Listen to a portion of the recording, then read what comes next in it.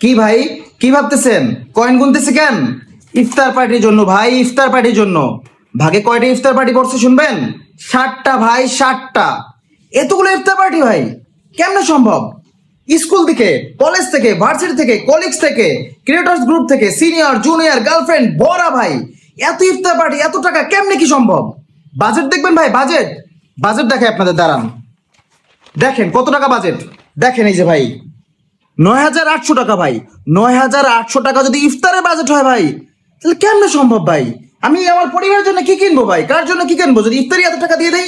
হ্যাঁ, আমাকে একটা লাইফ নাই ভাই ইফতারের জন্য এত টাকা দিয়ে দেবো? আর যাওয়ার পর খাওয়াই কি জানেন ভাই? বুটমুড়ি। বুটমুড়ি খাওয়াবে, বুটমুড়ি খাওয়ালে কি হবে ভাই বলেন? পেট কি ভরে ইফতারের পরে? হুম এই টাকা যদি আমি ইফতারের জন্য দিয়ে দেই, আমি সেভিং করবো কি ভাই? আর আমি বিয়ে করবো কেমনে ভাই? আমার বিয়েই তো হবে না।